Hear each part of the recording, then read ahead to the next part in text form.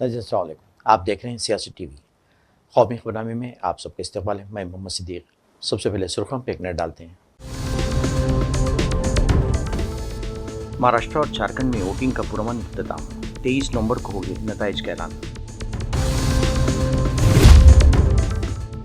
नाना पटोले और सुप्रिया सुले इंतखाबी फंडिंग के लिए बिटकॉइन की लेन देन में मुलविस।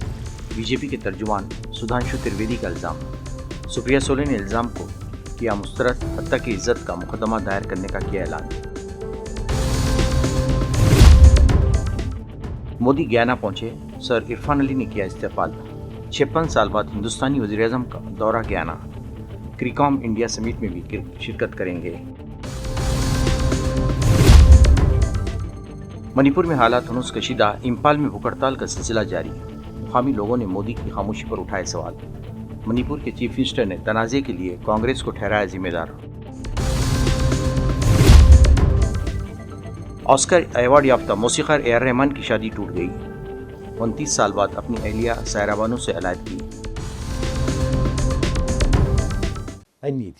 अब खबरों की तफसील पेश है। महाराष्ट्र में असम्बली की सूबी 288 सीटों के साथ साथ झारखंड में दूसरे मरहले के तहत 81 में से 38 असम्बली सीटों के लिए आज वोट डाले गए। झारखंड में पहले मरहले में 43 सीटों के लिए 13 नवंबर को वोट डाले जा चुके हैं। अब महाराष्ट्र और झारखंड में वोटिंग के बाद सूबे को 23 नवंबर का इंतजार होगा, जब वोटों की गिनती की जाएगी। दोनों ही रियासतों में सख्त तरीन सिक्योरिटी में वोटिंग का अमल अमन के साथ अख्तिताम को पहुंचा। महाराष्ट्र के वज़ीर आला एकनाथ शिंदे ने थाने में अपने वोट का इस्तेमाल करने के बाद दावा किया कि बीजेपी की क़यादत में महायुति दोबारा इक़्तिदार में आएगी। आज बहुत ही लोकशाही का एक पवित्र दिन है। ये उत्सव है, ये लोकशाही को समृद्ध और मजबूत करने वाला उत्सव है। इसमें सभी ने मिलकर इस उत्सव में सहभागी होना चाहिए, सभी ने वोट करना चाहिए, क्योंकि ये महाराष्ट्र को शक्तिशाली बनाएगा, देश की अर्थव्यवस्था को मजबूत बनाएगा। इसलिए आज का दिन बहुत ही महत्वपूर्ण है। ये मतदान सभी लोग करें और हमारी लोकशाही समृद्ध करें, प्रगल्भ करें, मजबूत करें।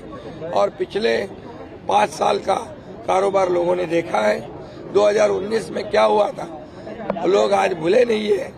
लोगों का मैंडेट क्या था, और लोगों का मैंडेट था महायुति।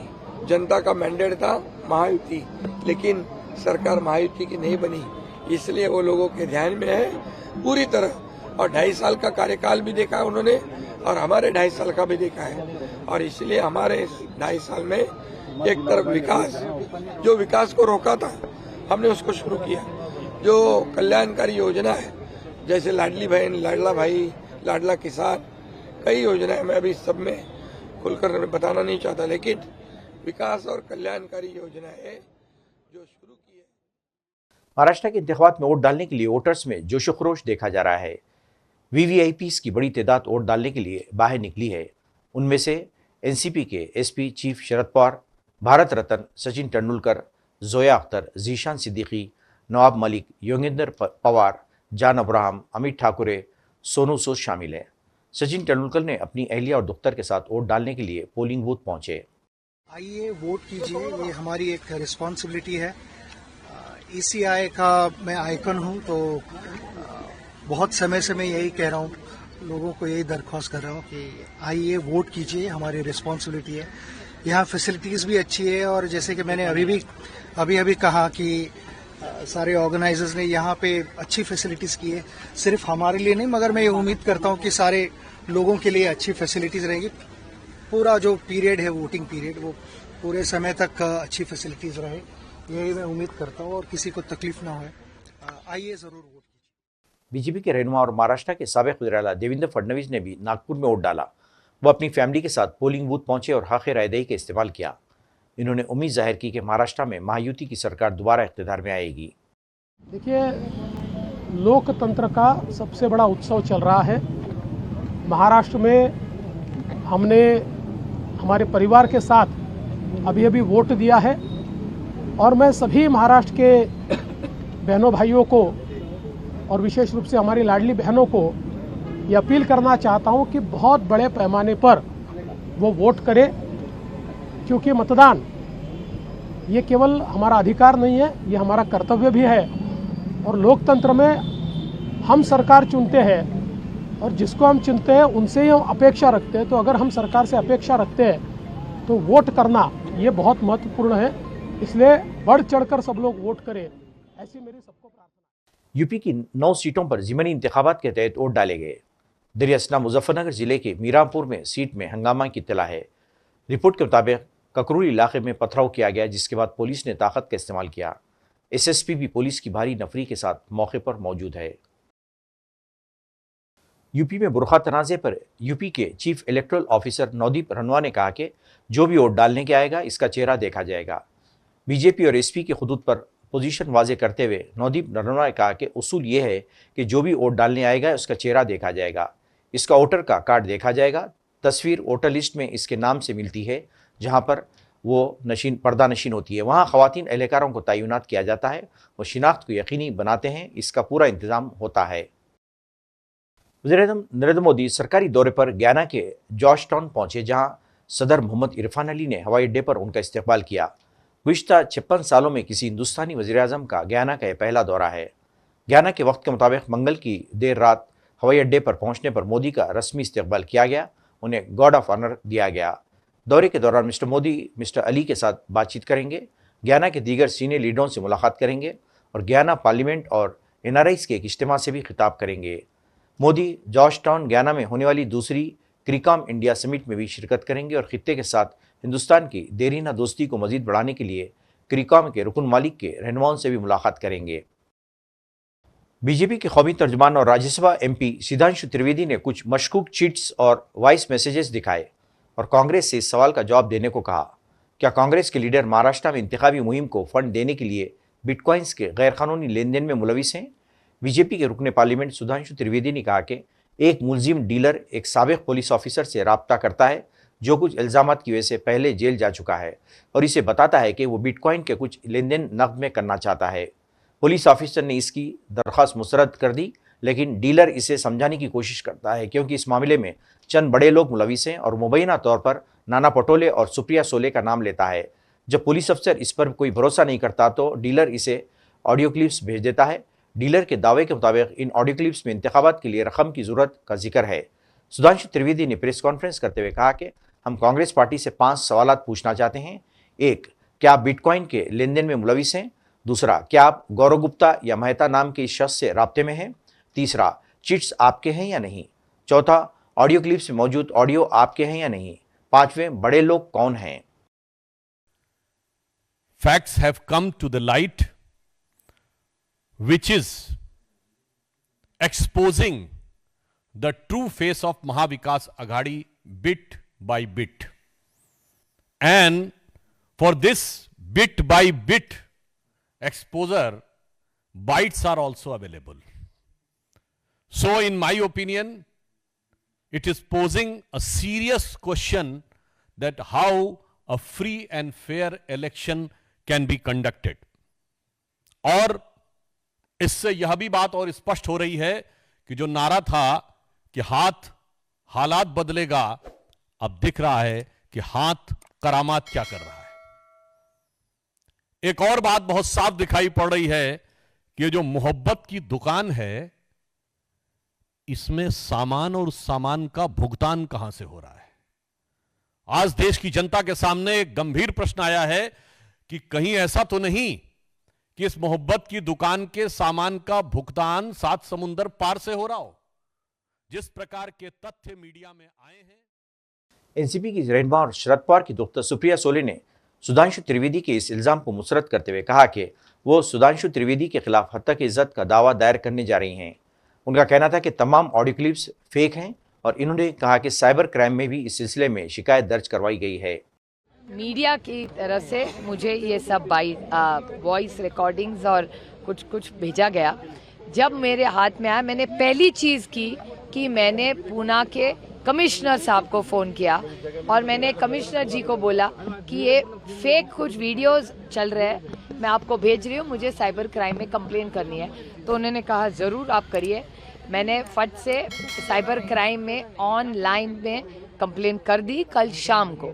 वो पहला कि साइबर क्राइम में मैंने कंप्लेन की है कि ये सारे वॉइस नोट्स और जो कोई मैसेज है सारे झूठ है और फेक है, इसीलिए मैंने साइबर क्राइम को नोटिस भेजी, पॉइंट नंबर 1। पॉइंट नंबर 2, उसके बाद भारतीय जनता पार्टी के स्पोक्स पर्सन है, उन्होंने एक प्रेस कॉन्फ्रेंस ली। उसके बाद बहुत सारे मीडिया के लोगों ने मुझे फ़ोन किया, मैंने हर एक को मैंने रिप्लाई किया, और हर चैनल्स के भी मैं आभारी हूँ कि आपने दिखाया भी मेरी जो आरोप था उसका जो जवाब मैंने दिया वो हर मीडिया हाउस ने दिखाया। मैं आपकी तहे दिल से आभारी हूँ। उसके बाद मैंने वकीलों को मेरे फ़ोन किया और आज सुबह मैंने मणिपुर में तशद्दुद के बीच मुख्तलिफ तंजीमों ने अमन अमान के लिए भूख हड़ताल शुरू कर दी है। ऑल मणिपुर क्लब्स ऑर्गेनाइजेशन और तुलबा बिरादरी की बड़ी तादाद ने इस भूख हड़ताल में हिस्सा लिया। तुलबा ने मोदी की खामोशी पर अपने ज़बरदस्त गम और गुस्से का इजहार किया है। दूसरी जानिब मणिपुर के वज़ीर आला बीरेन सिंह ने इल्ज़ाम लगाते हुए कहा कि इस तनाज़े की असल जिम्मेदार कांग्रेस के कायदीन हैं। उनका इल्ज़ाम था कि चिदम्बरम के दौरे वजारत में जो माहिदे किए गए, इसके नतीजे में आज मणिपुर के हालात बिगड़े हुए हैं। I think I'm surprised to see his ex mentioning about the division and alleging the present crisis to the Chief Minister of Manipur, blah blah. These are the few problems what we notice people are facing due to the ignorance of some of the central leaders, mainly during the Congress time. Sri Chidambaram is the key person. He is the root cause of the present crisis. I'll tell openly, because when he was the Home Minister of the then Congress government, and here in Manipur, Sri Oibobi was the Chief Minister. During their time, they brought a Myanmarese foreigner. दूसरी जानिब cookie बिरादरी के लोगों ने भी झड़प में 10 cookie नौजवानों की मौत पर शदीद गम और गुस्से का इजहार करते हुए खाली ताबूतों के साथ जुलूस निकाला। इस एहतजाजी जुलूस में हजारों की तादाद में लोग शरीक थे। कूकी बिरादरी से ताल्लुक़ रखने वाले तुलबा की बड़ी तादाद ने सियाह लिबास में इस जुलूस में शिरकत की और तशद्दुद के फौरी खात्मे के लिए इक़दाम का हुकूमत से मुतालबा किया। ऑस्कर अवार्ड याफ्ता मौसीक़ार ए आर रहमान शादी के 29 साल बाद अपनी अहलिया सायरा बानू से अलहदगी इख्तियार करने जा रहे हैं। रहमान और सायरा के वकील ने अवामी बयान जारी करते हुए कहा कि जोड़े ने तलाक का फैसला कर लिया है। अहलिया के मुताबिक वो इस रिश्ते में बहुत तकलीफ से गुजर रही थी, जिसको संभालना उनके लिए बहुत मुश्किल हो गया था, इसलिए उन्होंने अलहदगी का फैसला किया है। ए आर रहमान के मुद्दाओं के लिए खबर किसी सदमे से कम नहीं। पब्लिक नोट के मुताबिक जोड़े का अलहदगी का फैसला अचानक फैसला नहीं है। ए आर रहमान और सायरा की शादी 1995 में हुई थी। जोड़े के 3 बच्चे हैं, खतीजा, रहीमा और अमीन। मौसीक़ार ने बताया था कि यह रिश्ता उनकी वालदा ने तय किया था। दोनों के दरमियान बहुत सकाफती इख्तिलाफात थे, लेकिन इसके बावजूद वो अपने ताल्लुकात को अच्छे तरीके से निभा रहे थे। फिल्मसाज शुजीत सरकार, जो अपनी film I want to talk के रिलीज़ की तैयारी कर रहे हैं, ने अभिषेक बच्चन को कास्ट करने के बारे में बात करते हुए कहा कि उनकी राय में ये उनकी बेहतरीन फिल्म साबित होगी। एएनआई से बातचीत में शुजीत सरकार ने ऑस्ट्रेलिया में अभिषेक के साथ अपनी मुलाकात को याद किया और कहा कि उनके साथ बातचीत के बाद उन्हें एहसास हुआ कि अभिषेक ये चैलेंजिंग रोल अदा कर सकते हैं। Don't give up. कोई भी सिचुएशन होता है हम लोग गिव अप कर देते ना, तो मेरा फिल्म के थ्रू यही कहना है कि कभी कोई भी चीज़ आप छोड़ मत दो। अगर कुछ हेल्थ इश्यूज होते हैं, कुछ होती हैं, और आपकी जो प्रॉब्लम्स हैं, अगर आप कंपेयर करेंगे मेरी फिल्म में अभिषेक बच्चन की प्रॉब्लम से, वो आपको लगेगा मेरा प्रॉब्लम तो कुछ है ही नहीं। उसका जो प्रॉब्लम है इतना सारा, मेरा तो कुछ प्रॉब्लम ही नहीं है। सो मेरा बेसिकली है कि आप इंस्पिरेशन लें अपनी ज़िंदगी में और एक रोज़ जिएं, आप हर रोज़ जिएं आप। अब आप पूछेंगे जिए कैसे हम हर रोज़, क्योंकि जब कल का कोई भरोसा नहीं है तो आज कम से कम जी लेते हैं। तो यही इसी वजह से मैंने बनाया आई वॉन्ट टू टॉक। और कुछ ऐसी चीज़ें होती हैं जो बातें रह जाती हैं, कुछ ऐसी जीवन में एक्सपीरियंसेस होते हैं, रिश्तेदारों में, दोस्तों में, माँ बाप में, बच्चों में, जैसे कुछ डिफरेंसेस और गैप्स रह जाती हैं जो हम बोलते नहीं हैं। तो ये फिल्म उस तरह से भी कहीं आप देख सकते हैं कि आप बोल दीजिए, बात कर लीजिए, सॉर्ट आउट कर लीजिए। तो यही है आई वॉन्ट टू टॉक।